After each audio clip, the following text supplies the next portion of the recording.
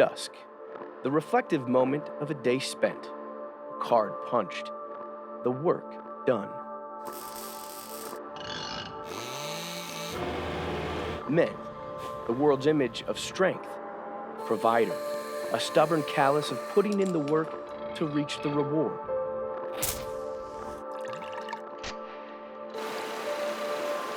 Far too often that work falls short at our own health, to a hard-headed, no better, man-tested ignorance.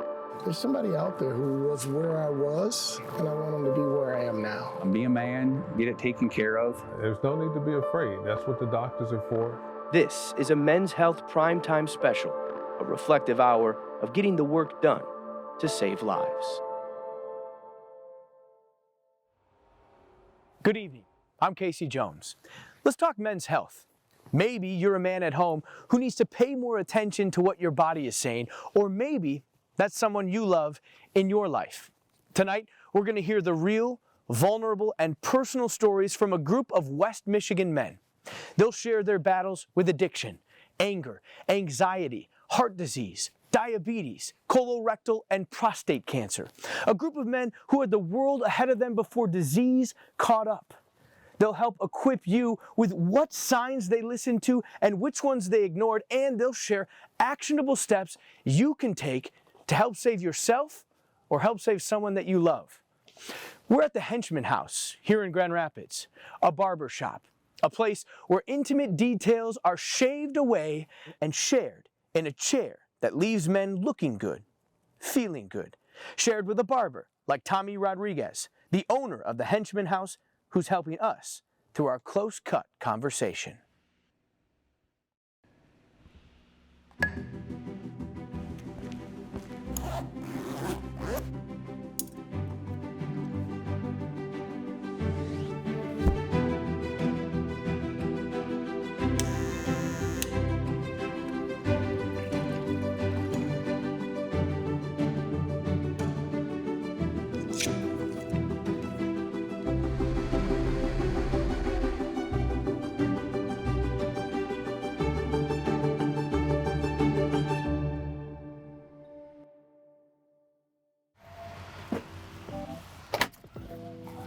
Tommy, what's up, man? Good to see you. Good to see you, boss. How you been? Great, really good. Yeah. It's nice having you back in, man. Hey, thanks for having me in. How can I help you out today? Let's talk men's health, right? Talking men's health. Yeah. Seems like a good spot. I mean, this chair, you hear a lot in this chair that I'm sure a lot of men don't share with a lot of people. Yeah, well, the barbershop's quite the safe space for people to have those conversations. You know, when someone walks in that door, you really never know what they're gonna go through. And at the end of the day, this can be quite the escape for somebody. It feels like guys are good at finding a healthy escape, like watching the game, mowing the lawn, coming into a barber shop, but it's when it's unhealthy, when we start self-medicating, that's a problem. You know that men are more likely to become addicted to drugs or alcohol, and we're more likely to OD on drugs? Substance abuse is no joke, man. You know, it can definitely bring you to a very dark, dark place. And it can happen to anybody, and definitely have an effect on them and their family. This is West Michigan's Morning News on Wood Radio. I'm Steve Kelly. Bottom of the hour news continues now. Where do you sit? So you're the father, right? You're the one that tells everybody that everything's okay. Where do you sit when your family is in the living room and you're about to tell them everything's okay and we're going to fix it?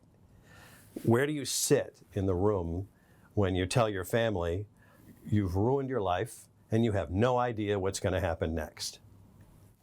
I sat in a footstool. There was a perfect storm with my childhood and my adulthood, with my mental health issues, and I became an alcoholic. Alcohol was always different with me from the first time that I tried it. I think everybody would always tell you that Steve was a party boy, and I think a lot of us start that way. Eventually, you're running behind the train. There was a good long time when it singularly called the shots. And somehow during that time period, I appear to be engaged in pictures. People that listened to me on the radio didn't know it. Family members had no idea. My goal was not to get blackout drunk. My goal was to stay as medicated as I thought I needed. It was as bad as it gets. I don't know how close I was to getting kicked out of the house. I know that my physical health suffered. I know that the roulette game of sneaking alcohol was at an amazing pace. The terror of worrying about where the next drink would come from was as scary a feeling as I've ever felt in my life. Anybody that knows an alcoholic or an addict knows our amazing ability to lie. And I was an amazing liar, even to myself. The stress of that secret life was actually the thing that was making me sick. I was going into 4 different liquor stores. I was paying alternatively with cash and credit cards and side money that I'd hide because my wife did the bills. I was a functioning alcoholic. It changed my relationship with everyone because the most important thing to me was alcohol. Storm teammate Terry DeBoer and the forecast now. Alcoholics will tell you, and when you get into treatment, you begin to know that you're different when your bad drinking days never get better. So you go from thinking this medicine is helping you to this poison calling the shots. And it is simply those two things. My alcoholic low came after a liver biopsy, and we found out that I had alcoholic liver disease. And in Dr. Camel's office, in front of my wife, after I'd snuck a few that morning, he said, "You will stop drinking or you will die." And my first question was the most telling of them all. What if I change what I drink? The fear of getting rid of the shield that I thought I was putting up against all of that anxiety, the vulnerability of that trauma that I couldn't stop playing in my head was more terrifying than the idea of dying. Most of us do. Most of us who are addicted or are alcoholics die young. It's a decision to get help. It's a decision to say you don't want to drink anymore. And that's when the true healing begins.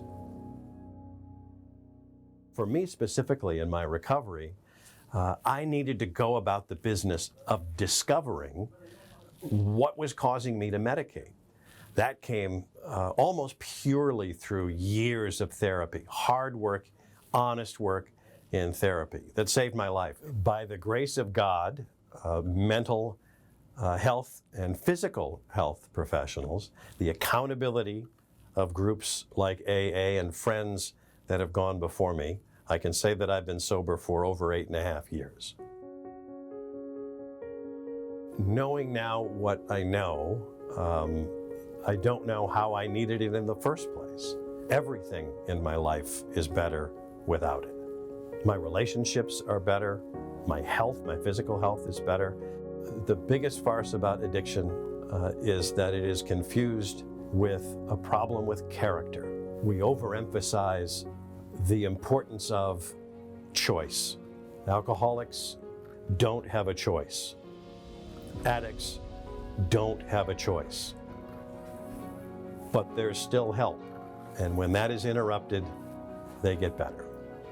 The message is no matter how low down you think you are, no matter how unworthy you think you are worthy of God's love, and that there is help, and that there is hope, and that it is never too late. And you God adores you and puts you on this earth.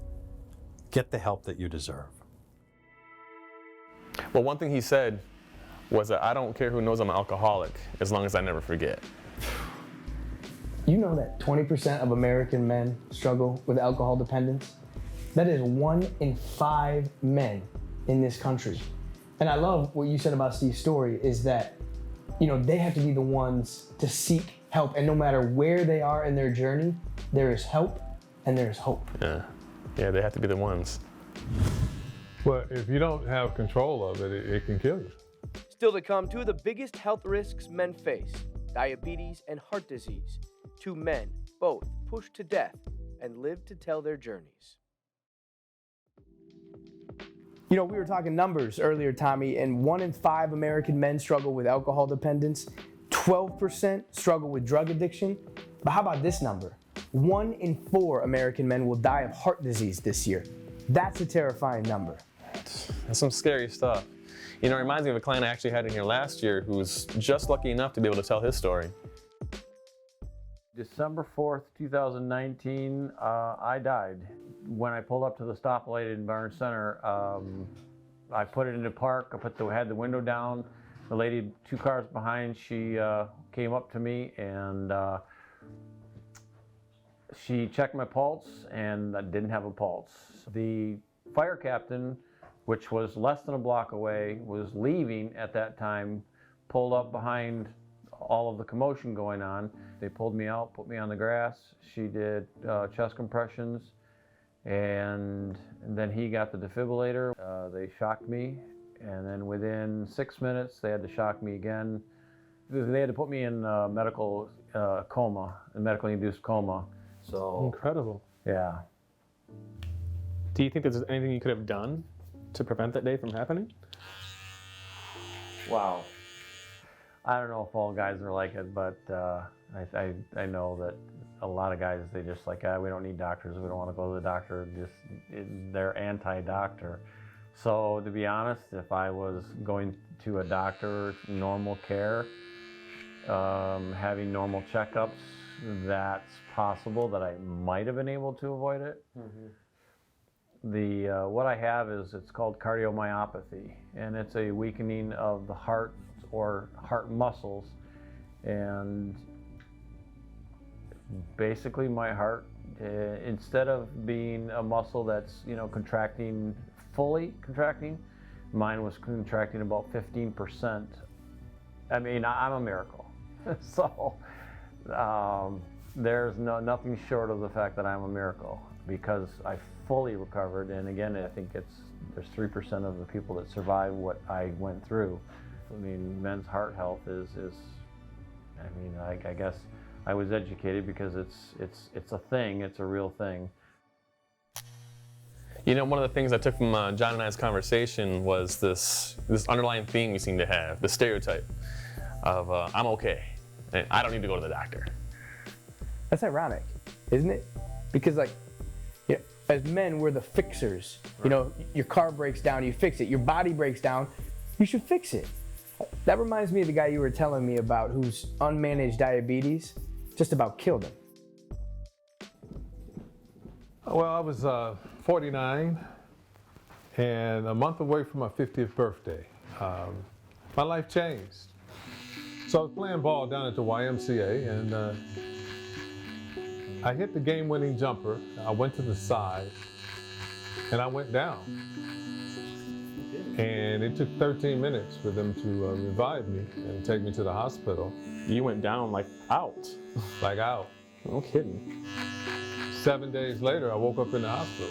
So I was in a coma for 7 days. 7 full days? I don't remember anything. I just knew one thing, that my wife was by my side the whole time. By the grace of God, I survived. And after they woke me up, I had to have a quadruple bypass. Oh, wow, that's incredible. And all along, I realized I was diabetic. We were trying to get control of my diabetes at the time of the heart attack, and didn't really know how bad it was. My cardiologist told me, hey, I think you probably had diabetes for a lot longer than you knew. And I didn't really have any true symptoms that I was aware of at the time. So how dangerous is it for you to not manage your diabetes? Well, if you don't have control of it, it can kill you. I mean, because high blood sugars are not good for you. But if I had a choice between the two, I'd rather have a high than a low, because a low, you can actually go into a diabetic coma. You know, when you're young, you think you're invincible, you know, and we need to know when we're younger if the things that affect us when we get older.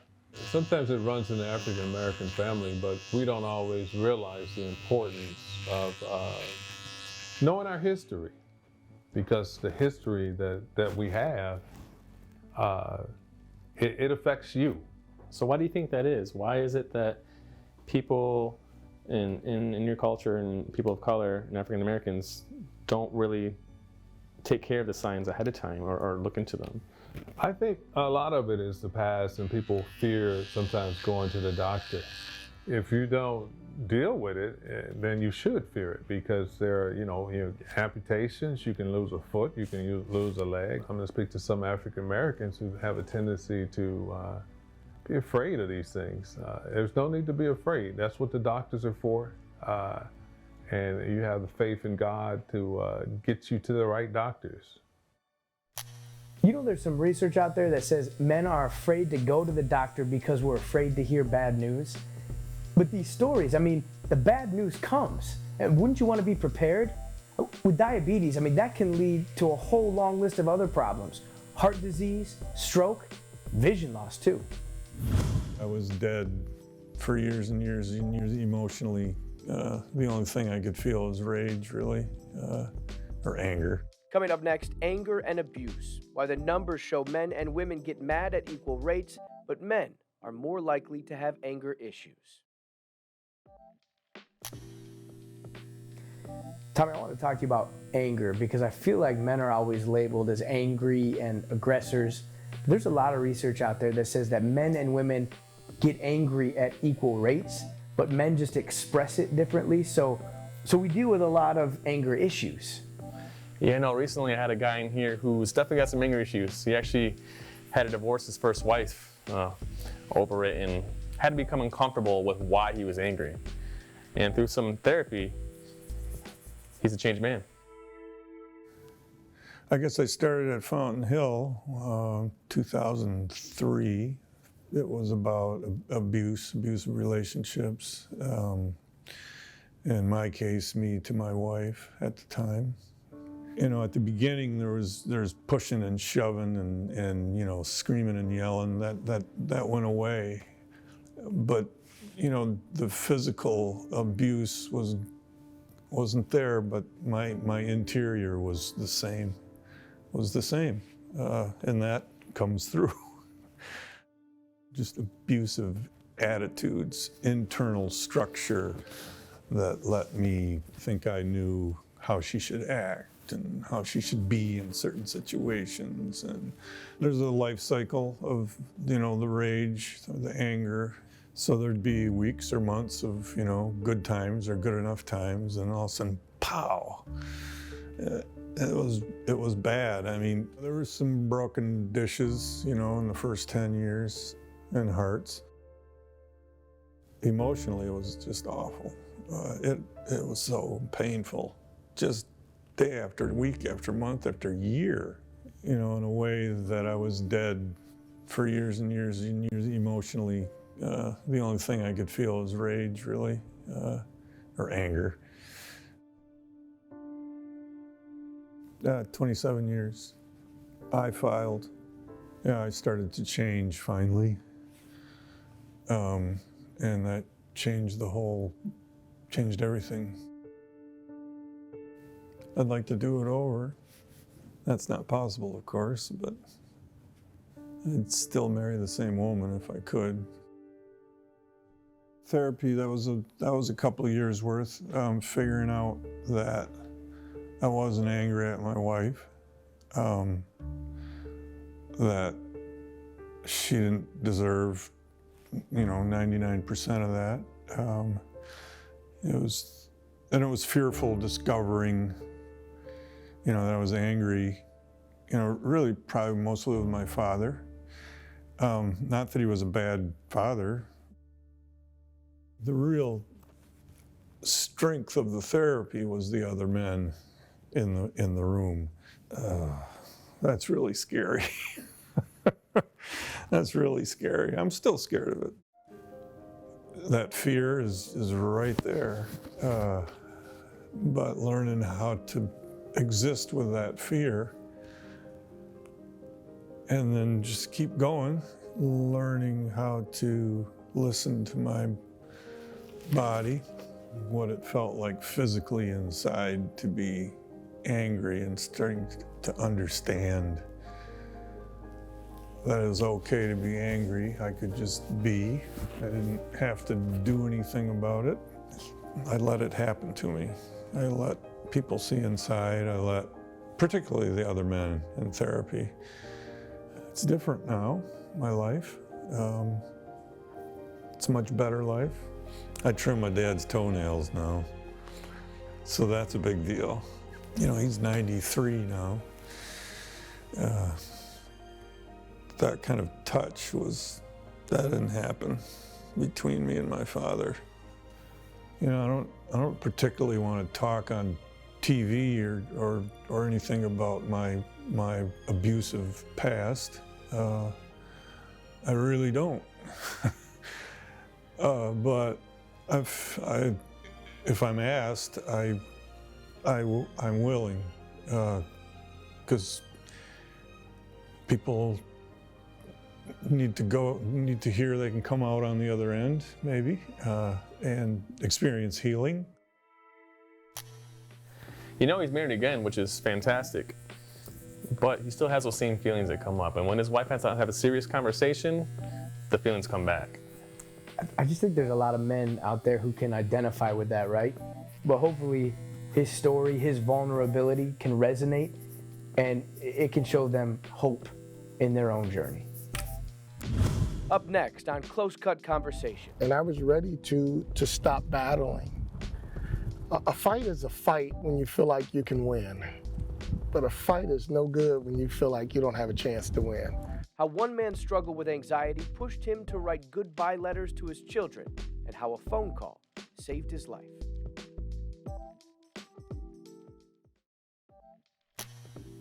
You know, with all the snow falling outside, Tommy, I feel like it's a good reminder that sometimes as men, we can cover up what's underneath or cover up what's inside, right? Fool people with how we're thinking, acting, or feeling by putting up that false narrative. Man, that's mental health right there.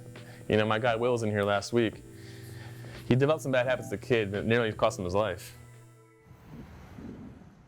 I never expected to be here. I never expected to be celebrating life the way I do now. As a young black male in the inner city, talking about your feelings to that level, you didn't do it, you weren't taught to do it, and it was almost encouraged that you do not do it.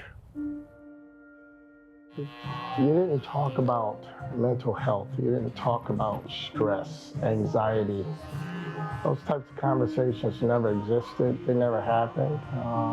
In fact, if you did talk about it, that was a sign of being weak. Yeah. Being labeled a punk. Right. You know, so you can't be a punk in inner city Detroit. You don't survive. So you play cool. You play tough. It goes back that far for you then, huh? Yeah. As far as middle school, you know, I mean, I was the nerd.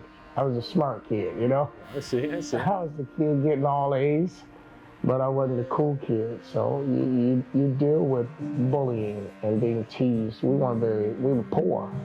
Getting ready in the morning, knowing you had to leave the house and walk to school, and knowing you're terrified of the unknown, terrified if you're going to get bullied on your way there, worried if you're going to see something bad and dangerous happen at school, and then you got that walk coming home. So bottling that stuff up and holding it in and acting like it didn't exist, that's how you dealt with it. I wish I knew that bottling it up, how that could really have a negative impact on you in your later years.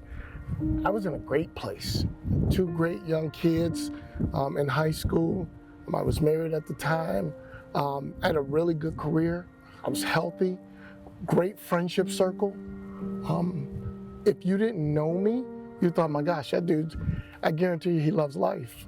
Because on the surface, it looked like that. But inside, the demons just started coming to life, waking up cold sweat. I mean, you wake up, you have such a level of nervousness. I wake up in the middle of the night, I'm like, why am I sweating? What am I upset about? What am I nervous about? Things just stack up and up and up. And before you know it, you're below water and you're drowning. You're drowning in your own anxiety, your own stress, your own self-doubt, your own pity. I think one of the biggest things that came from me was pity. I felt sorry for myself. I was frozen in my own selflessness and lack of self-worth. Unmanaged, unchecked anxiety, it can lead to darkness. It can lead to stress, higher levels of stress, depression, and even darker thoughts beyond that. You know, self-hurting, giving up on life. I was there. I can look you in the eye and tell you I was there. I didn't see a positive end. I didn't see a positive outlook. There was no light at the end of the tunnel. I had built a plan because hope was gone for me. So I built a plan.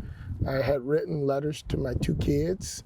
And I was ready to stop battling.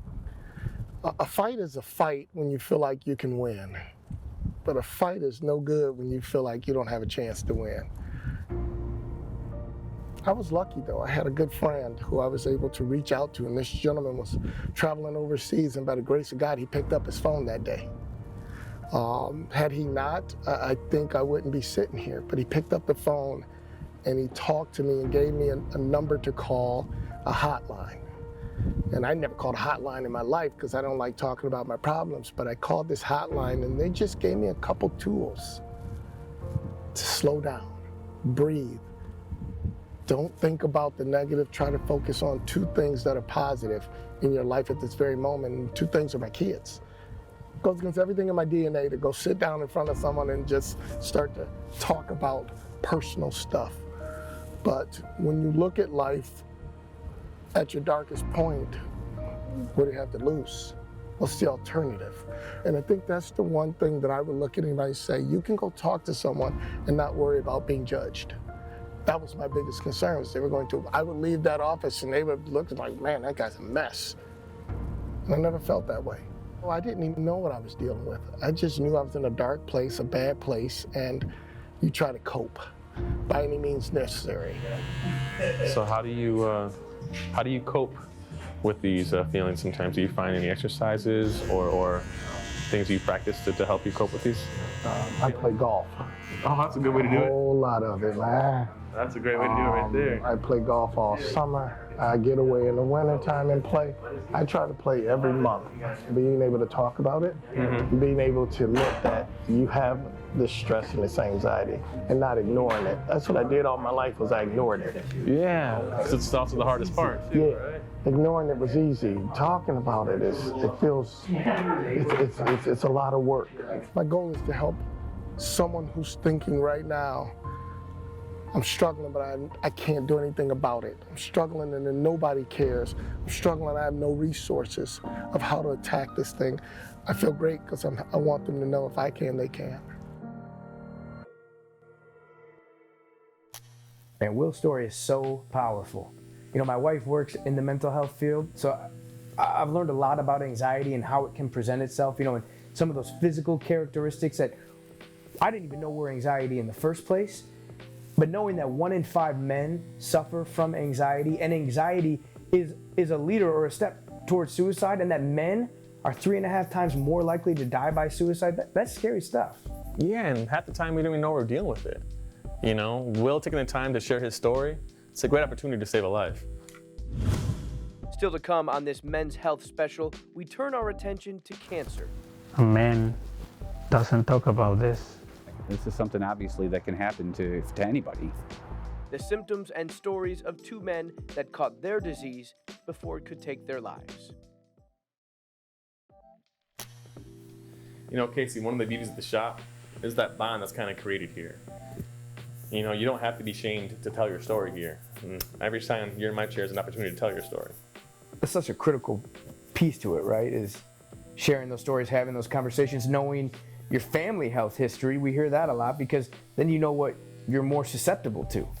Well, keep in mind, family history is certainly important, but you have to acknowledge and know your body. Like my guy Craig was acknowledging to me. He doesn't have a family history of his cancer. So knowing your body can definitely be a huge part of it. Craig Koinga, I'm 49 years old, and I am a colorectal cancer survivor. I was 46 when I was diagnosed. I've always been a relatively, healthy guy. I'm a runner. I've ran 8 marathons and like 12 half marathons. I did a lot of triathlons in my 30s and in my early 40s. I was training for a half marathon in Chicago, but during my, especially I remember like during my training, I just had some unusual things going on with my body, and mainly with as it pertained to bowel movements. I can remember being at a Merrill Trail, running on that trail, and having an emergency. It just figured it was something I ate or whatever, or getting older or whatever. And then it happened a couple other times. I remember that I actually had like blood clots in my stool, and which was scary to me. So shortly thereafter, I went to my primary, and he got some like general blood work done. Everything came back like, hey, you're healthy. And I mean, I had just run a half marathon. I'm like, how sick could I be? Right. I mean, it sounds like you're a healthy person. You work out, you take care of yourself. Yep, eat healthy, and that was encouraging news to me, But the symptoms continued for me. One thing I remember my primary physician telling me, when it comes to cancer, the thing with cancer is the symptoms don't go away. I called my physician back, and they agreed to send me to get a colonoscopy. December 23. I was actually the last colonoscopy of the year. I can remember waking up from the colonoscopy and looking around, and my wife was sitting there, and I could tell she was a little bit teary-eyed. My physician told me he didn't have to get very far inside me to realize that there was a sizable tumor in my rectum. So it was like a 7 centimeters long, and it can't stay there or it's going to kill you. Stage 3 rectal cancer. There's a decent survival rate, but there's a lot of people that that lose their life. And I know a number of people that I've come in contact with, in the past few years since my diagnosis, that had literally the same diagnosis as I had, and they didn't make it. Treatment for rectal cancer, they have found that like chemotherapy followed by radiation and then with surgery following has been the best course of action. I think it was October 10 of 2020, I had my surgery where they removed my rectum. And in January of 2021, they put me back together, and they reattached my large intestine. So how grateful are you, boss, considering the fact that you listened to your body and gotten through this process? Oh, yeah, I'm glad I didn't. If I would have just let it go, I might not be sitting here right now, to be completely honest with you. The faith that I had in my diet and in my physical fitness, I had way too much faith in that, because no matter how healthy you are, no matter what lifestyle you lead, how great your diet is, this is something obviously that can happen to anybody. I am cancer free. Yeah, very thankful to say that I'm cancer free. Us guys, we want to be masculine. We don't want to admit that there's something wrong, and we're kind of scared of the unknown. And I would just encourage guys, to listen to their body. If you think that there's something up, that there's something wrong, if this isn't normal, don't wait to get it checked out. You go in, see your doctor, be a man, get it taken care of. Yeah, that's such an interesting phrase, be a man, right? Because it means something different to just about everybody. But when it comes to colorectal cancer, men are slightly more likely than women to be diagnosed with it, but maybe we're less likely to go get that colonoscopy. Overall, though, in the United States, it's the second leading cancer-causing death. Yeah, and I hear more and more younger people are being diagnosed too, right? Yeah, that's why it's important, like Craig said, advocate for yourself, listen to your body, and make sure you go and get that colonoscopy scheduled if something's going on. Up next, the signs and symptoms of prostate cancer. What to look for from a man who lived that battle.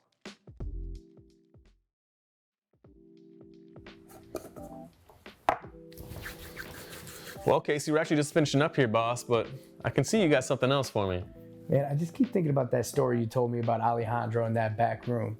How he was 1 in 7 West Michigan men each year who are diagnosed with prostate cancer. But because he acted on his symptoms early, he was able to get out in front of it. I'm 54 years old, and one day I was with my wife, at night, and then I noticed something, that I had some, like a burns, but I stayed quiet. I never told my wife because I felt like, embarrassed or something. Then this happens like for 2 months, and after that I decided to tell her, and she said, you need to go to the doctor. I got the labs and the levels were high on the results, so I didn't know what it was, so I thought it was like infection or something. So when the doctor called me and said, you have cancer, it was like everything stopped, and I have so many plans, and I was thinking about my kids and my wife, and I said, cancer, I heard a lot of cancer people die, but never thought about me. It's tough. I imagine. Yeah. It's incredibly tough. I really appreciate you sharing your story. That's something that a man, doesn't talk about this. And I think it's because it's about sex. And we should talk about this, be open. So I bet you that a lot of people are suffering with this situation, and they don't say nothing until it's too late. Alejandro, as Hispanic men, why don't you think we seek the treatment we need to when we need to? I think it's the culture. If something happened to us, they give us something. Mom does. So we come from culture that we don't see the doctors. I don't like to see the doctors either, but I should. I don't like the doctors that much either. No. But I should. I should. Tommy, that the average age for a man to be diagnosed with prostate cancer is 66 years old, but it's more treatable the earlier you catch it, although it is still the second leading cancer-causing death for men in America. So we're pretty lucky here in West Michigan with the resources we have. That new band just on the street, they're a game changer. And so are these men telling their stories. And so are you, for letting us come in here every year and share this chair, which is a tool in helping save lives. Agreed, boss. Appreciate you, Tommy. Thanks a lot, Casey.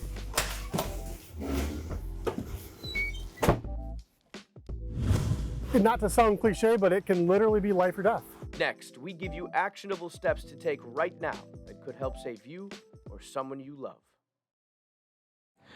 Welcome back to A Close Cut Conversation. We are outside of the Henchman House here in Grand Rapids, joined by Dr. Ken Dode with the University of Michigan Health West Family Practice in Cedar Springs. Thanks again for being here tonight and being a part of this conversation. I want to start with you and, maybe throw an oddball at you right off the bat. We had 7 unique stories tonight, 7 men who shared their vulnerable health journeys. I want you to be number 8. You're a doctor, obviously, so that's unique in and of itself, but are there ever times where it's difficult for even you to acknowledge the signs, the symptoms, or to ask for help? Yeah, Casey, recently I had a diagnosis of a heart condition, and it was easy for me as a man and as a physician to explain some of the symptoms away. I would tell myself this is nothing, and I know why this is happening, and I got to the point that I couldn't explain it. So I did what I tell patients to do. I got in and saw my primary care physician, and we're handling it. A doctor I know told me that doctors make the worst patients. We do, yes. It was Dr. Dode, actually. So, okay, good luck with that. Thank you for sharing as well and being a part of this honest conversation, because I think that's important for folks to know. We talked a lot about it tonight, that it can happen to anybody. Let's focus on some of the issues we talked about tonight that maybe don't always present themselves in immediate physical health risks to the body. Addiction, anxiety, anger. What are some ways that we may start to see them present themselves physically in people who are unmanaged or unchecked with those diseases? Well, that's the tough part about those conditions, is there often isn't an outward sign. There isn't a blood test, there isn't a number that we can check. So if you notice things are not going well in your life, if you notice that you're doing some of those things because you have to and not because you want to, then it's time to get in and talk to somebody. For people who are watching at home tonight, whether they're a man or whether they have a man in their life that they love and care about, what's one actionable step they can take now that will make an immediate impact on their health? Find yourself a primary care physician and get in for your yearly checkup. It is that simple. Dr. Dode, thank you so much for sharing with us tonight and helping the folks at home. Thank you for sharing your unique personal health journey, and best of luck on that journey for you. Coming up after the break, we are going to give you those resources you need for you or someone you love in your life with those diseases that we talked about tonight. We'll be right back. Welcome back. As this conversation comes to a close, I want to take the time to thank the men tonight who bravely got real and vulnerable. Hopefully you recognize in them a piece of yourself or someone that you love, and they were able to help educate you and give you the tools and the hope to start that conversation with those closest to you in your life. If you're impacted by any of these diseases we talked about tonight, or you'd like to learn any more information about them and find the resources to get help, we've got that information for you right now over at woodtv.com. Thanks for joining us this evening in this close cut conversation. Stay healthy and hopeful.